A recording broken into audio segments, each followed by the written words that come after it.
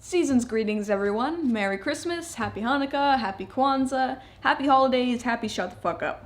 Now, I know I actually haven't had a Christmas video out this year, or a Halloween video, or anything like that, and that's really because of schedule conflicts, but I did want to get at least one Christmas-related video out this year. So, my father used to have a tradition where every Christmas Eve he would read us the story the night before Christmas.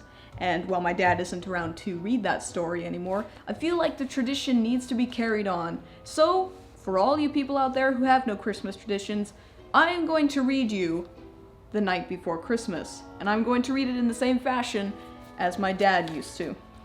So, let us begin.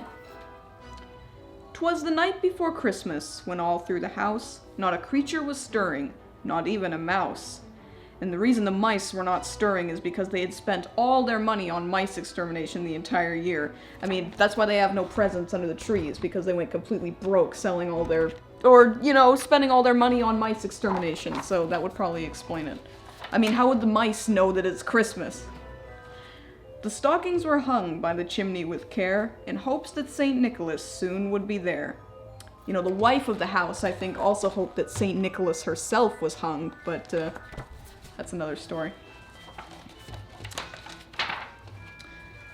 The children were nestled all snug in their beds, while visions of sugar plums danced in their heads. Now, I have to question the wording on this passage. Well, visions of sugar plums? I mean, if they're asleep, as it shows in this book, it should be dreams of sugar plums danced in their heads. So, to me, maybe it's like Ma and Pa that wanted to get a decent fucking sleep, so they had to drug the kids with, like, spiked milk or something like that to make them shut the hell up and go to sleep, so they weren't running all around the house going, "Oh, where's Santa, where's Santa?" You know, something like that. So that would explain why it's visions instead of dreams, and then there's sort of this, like, fugue state of you know, drugged half-sleepness. You know, something like that. Anyway, and Mama in her kerchief, and I in my cap, all settled down for a big huge crap. When out on the lawn there arose such a clatter, I sprang from my bed to see what was the matter. Away to the window I flew like a flash, tore open the shutters and threw up on the sash.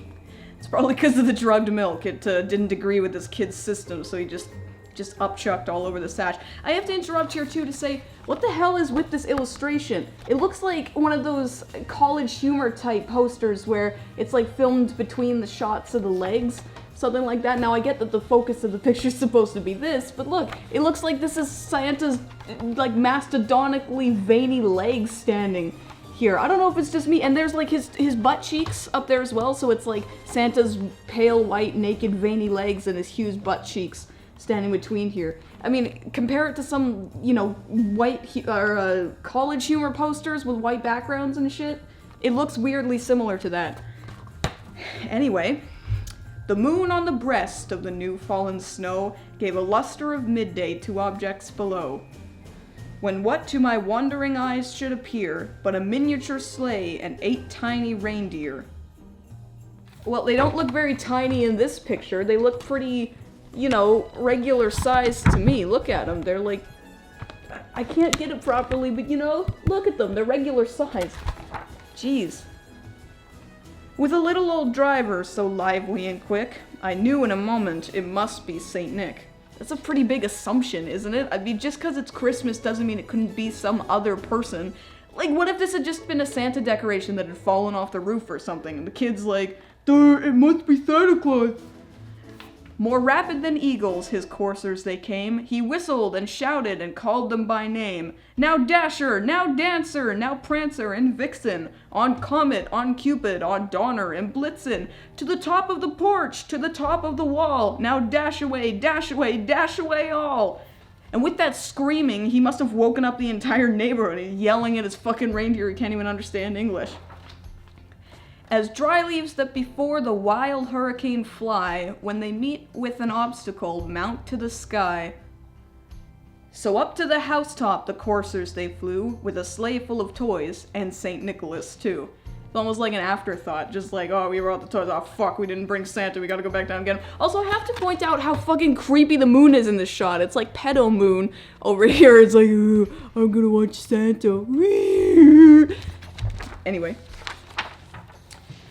And then, in a twinkling, I heard on the roof the prancing and pawing of each little hoof.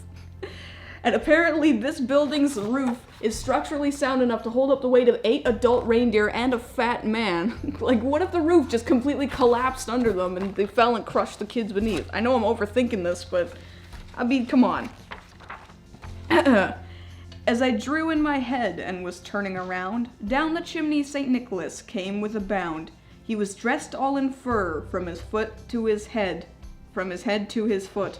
And his clothes were all tarnished with ashes and soot. So he's tracking all this shit inside the house, and you know, he's not gonna clean it up. He's got other houses to be at, so he's not gonna clean the shit up. See, people leave out cookies and milk for Santa, but how is there no evidence of that? Like, they say, oh, Santa took the cookies and the milk, that's how you know he was here, but you would know Santa's there because there's ashes and soot all over your fucking floor. Anyway, a bundle of toys he had flung on his back, and he looked like a peddler just opening his pack. See, so this Santa is just some random hobo dressed up like Santa Claus.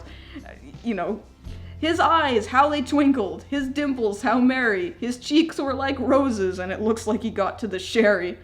His droll little mouth was drawn up like a bow, and the beard on his chin was as white as snow. The stump of a pipe he held tight in his teeth, and the smoke it encircled his head like a wreath. It seems like Santa's not gonna be alive much longer if he keeps smoking like that. If he has enough smoke to cover his entire head like a wreath, I think he needs to get on the patch. He had a broad face and a little round belly that shook when he laughed like a bowl full of jelly. He was chubby and plump, a right jolly old elf, and I laughed when I saw him, in spite of myself. Because fat people are just, they're just hilarious. Like, it's a good thing that Santa gave him a trombone last year so he could just follow him around his A wink of his eye and a twist of his head soon gave me to know that I had everything to dread. He spoke not a word, but went up to his work, and filled all the stockings, gave his dick a jerk. Just look at this picture. I don't even know what's going on here. It's like Santa just decided to start doing his calisthenics or something like that. It's just, he's too fat for that. Also, he's like floating in midair. His feet aren't touching the ground. It's just, what? I don't understand. And laying a finger inside of his nose and giving a nod up the chimney. Picture too. It's like he's teleporting upward. Or not teleporting, he's like sliding up the chimney. So he's in this pose like this and he just goes up the chimney. Also, he didn't even wrap the toys, he just left them there. Like, he put the stuff in the stocking, but he just like dumped all the gifts on the ground. I thought Santa was supposed to put them there with care.